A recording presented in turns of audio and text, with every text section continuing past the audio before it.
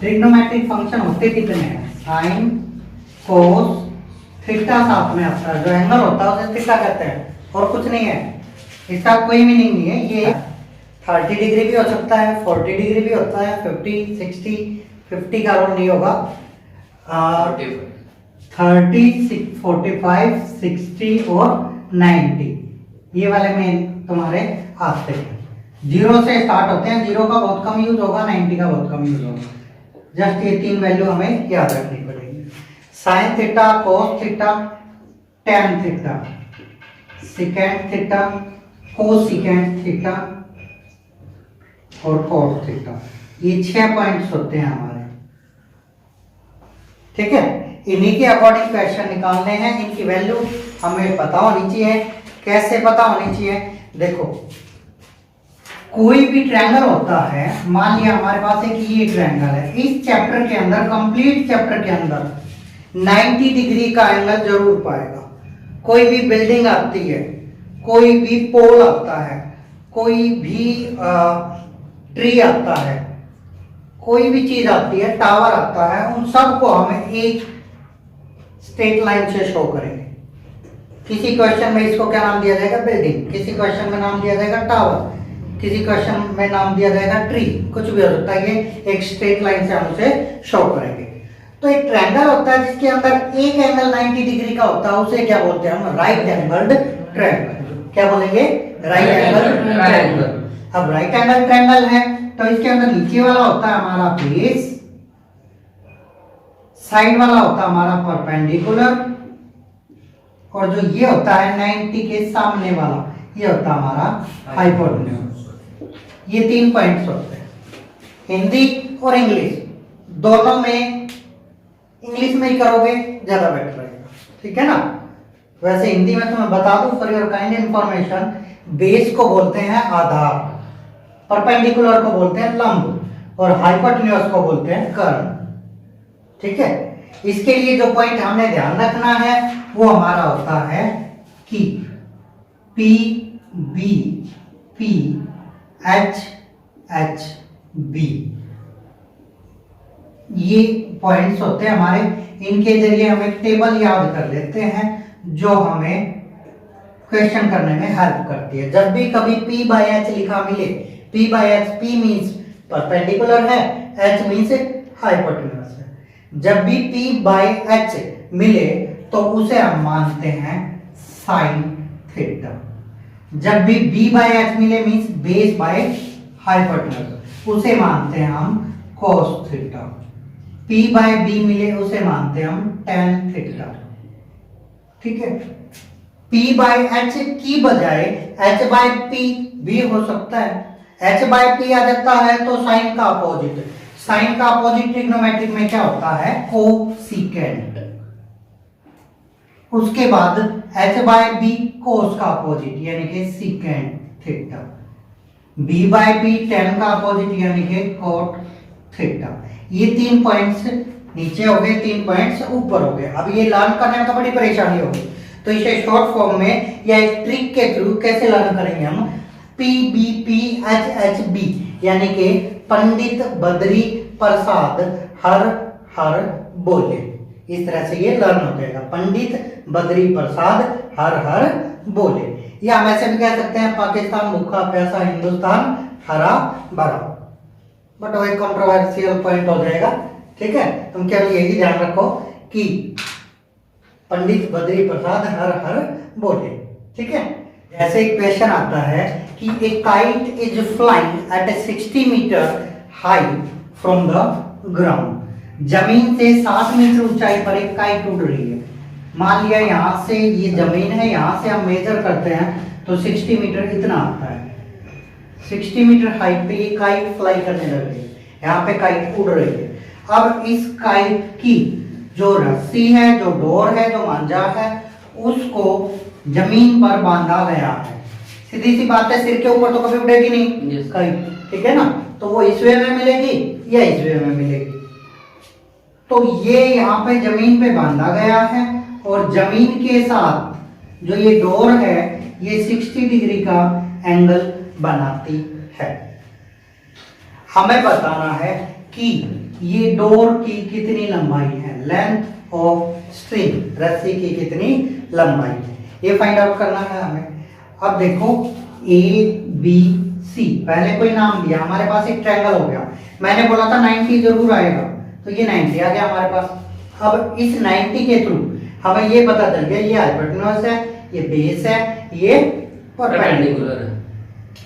इस चैप्टर के अंदर जो फाइंड करना है वो ऊपर रखेंगे, जो पता है वो नीचे रखेंगे, यानी कि unknown by known, unknown by known. कैसे?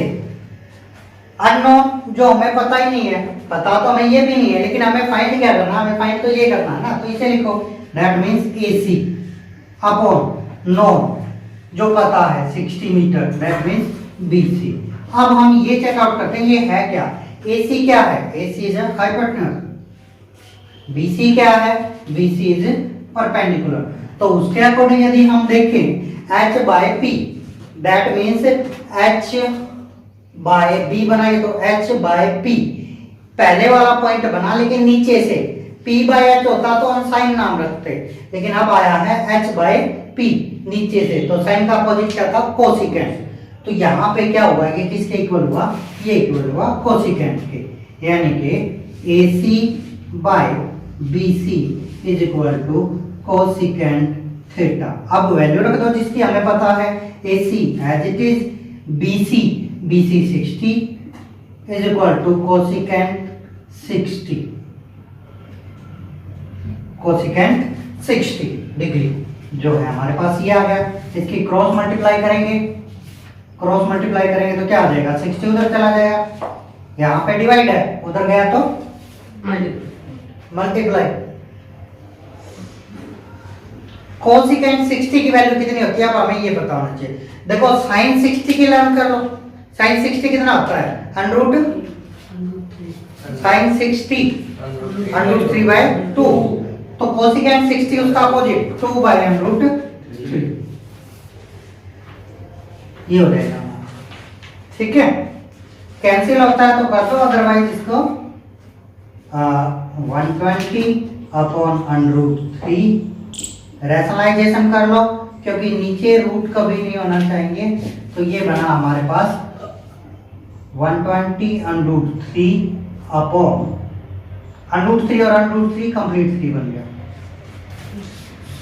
40 अंडर 3 ये हमारा आंसर आ गया है। इससे ज्यादा करना है तो अंडर 3 की वैल्यू रखो और 40 से मल्टीप्लाई कर दो, ठीक है। ये क्वेश्चन कंप्लीट हो गया, आगे समझ में।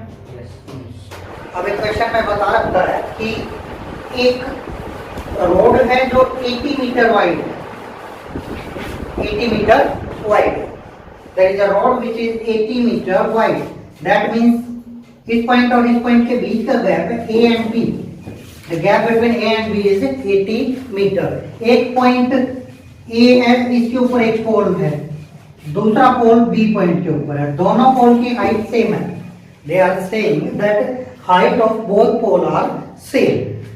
यहाँ पे बीच में कोई पॉइंट है, बीच का मतलब ये नहीं है कि 40 मीटर के डिस्टेंस पे, बीच में मीन्स कहीं भी है, वो एक पॉइंट है, इस पॉइंट से एक का एंगल देखा जाए तो 60 बनता है, दूसरे का एंगल देखा जाए तो 30 बनता है, ठीक है। इसी से मैंने अंदाजा लगाया, देखो कि ये पॉइंट बीच में नहीं है, ठीक है ना, बीच में होता है ये पॉइंट, तो पोल अपने आप सेम है बोल रखा है, तो दोनों एंगल भी सेम होने चाहिए थे। अब दोनों एंगल डिफरेंट है, that means pole is not in the centre, okay.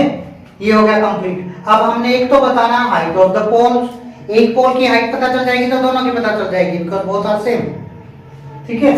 Next बताना है कि इस पॉइंट का डिस्टेंस कितना है दोनों पोल से, दैट मींस हमें एक तो ये फाइंड करना है, एक ये फाइंड करना है और एक height of the pole find करनी है। एक की फाइंड कर देंगे, दोनों की सेम होगी, ठीक है। इसका नाम रखते हैं कोई भी, A B C D and E, ये पॉइंट हो गए। देखो A E या E B, किसी एक को हम लेट कर लेते हैं, मानो मैंने E B लेट कर लिया X, E B is equal to x. तो ए ई कितना होगा, क्योंकि टोटल 80 है और इतना x है, तो ये होगा 80 माइनस एक्स। भाई कंप्लीट 80 है, इतना x है, तो ये कितना बच गया 80 माइनस एक्स। ठीक है, ये पता चल गया हमें। अब दो ट्रायंगल बनते हैं, जितने एंगल दे रखे हैं उतने ट्रायंगल लेने कंपलसरी है, ये इस एक्सरसाइज में ध्यान रखना है। ठीक है, जितने एंगल गिवन है उतने ट्रायंगल जरूर लो। ओके, यहाँ पे दो एंगल गिवन है 60 degree and 30 degree, that means we have to take two triangles. ठीक है, कौन से दो ट्रायंगल जिनमें ये एंगल आते हैं? एक ट्रायंगल हो गया इन ट्रायंगल AED, AED, इसके अंदर हमें पता है ये कितनी है 80 माइनस एक्स, ये पता नहीं है, तो इसे मान लीजिए वही फॉर्मूला अननोन बाय नोट, यानी कि अननोन हमें जो निकालनी है वो है AD, जो हमें पता है वो है AE इज इक्वल टू क्या बना AD by AE, AD by AE। AD हमारा क्या है? परपेंडिकुलर। AE हमारा क्या है? बेस, यानी P by B। P by B होता क्या है? P बाय B हमारा होता है perpendicular by base, that means tan। तो यहाँ पे हम लिख देंगे tan थीटा। ओके, उसके बाद कहते हैं कि इनकी वैल्यू रखते हैं, उसके बाद AD as it is, AE हमारे पास है 80 माइनस एक्स और tan थीटा कितना है, ये हम इसकी बात कर रहे हैं तो यही लेंगे, यानी कि 60। ठीक है, that means AD is equal to tan 60 की वैल्यू कितनी होती है? √3। tan 60 √3 हो गया, इसको उधर ले जाते हैं तो ये मल्टीप्लाई होगा 80 माइनस एक्स। ये हमारी फर्स्ट स्टेटमेंट बन चुकी है। ओके, सिमिलरली इधर वाले ट्रायंगल में देखते हैं, यानी कि इन ट्रायंगल CBE, इस CBE के अंदर इसमें हमें फाइंड करना है CB, हमें पता क्या है EB। CB बाय EB यानी कि वही परपेंडिकुलर बाय बेस। क्या होता है perpendicular by base? Perpendicular by base बनेगा 10, 10 की वैल्यू कितनी है 30, तो CB कितना हो गया? EB कितना बनेगा? EB बनेगा हमारा x, उधर जाता है तो मल्टीप्लाई, और 10 30 होता है 1/3, दैट मींस ये इतना आ गया। ये सेकंड पॉइंट बन गया। फर्स्ट पॉइंट में AD की वैल्यू आई थी, AD is a pole. Second point में CB की वैल्यू आई है, CB is also a pole, both are equal, दोनों सेम है, तो हम सभी सेम होने चाहिए दोनों के, तो इन दोनों को हम क्या करेंगे आपस में इक्वल रख देंगे, that means number 1 is equal to number 2। Number 1 का आंसर आया हमारा √3 80 माइनस एक्स, एंड नंबर 2 का आंसर आया हमारा x अपॉन √3। क्रॉस मल्टीप्लाई करते हैं हम, तो 80 minus x is equal to x upon 3, क्योंकि √3 के √3 से मल्टीप्लाई होके कंप्लीट 3 बन जाएगा। ठीक है, उसके बाद इसकी फिर से क्रॉस मल्टीप्लाई करते हैं, तो ये क्या बन जाएगा? 80 की यहाँ पे करते हैं, ये बना 240 minus 3x is equal to x, और 3x को उधर ले जाते हैं तो एक x पहले ही है 4x, 240 and x is equal to 240 upon 4, that means 60। x की वैल्यू हमारी आई 60, यानी कि ये वैल्यू होगी हमारी 60, EB की वैल्यू होगी 60 एंड 80 माइनस x यानी कि 60, 80 माइनस 60 कितना हो गया 20। ये दोनों वैल्यू आ गई हमारे पास। ठीक है, अब पोल की भी हाइट बतानी थी, तो ये भी हाइट पोल की है नंबर 1 और नंबर 2 भी हाइट पोल की है, इन दोनों में से किसी एक में x की वैल्यू पुट कर लो। इसमें पुट करते हैं हम, तो 80 माइनस 60 यानी कि 20 एंड √3 वो हमारा आंसर हो जाएगा। 3 आंसर आए हैं, तीनों निकल चुके हैं। Is that clear? Okay, good, note down this.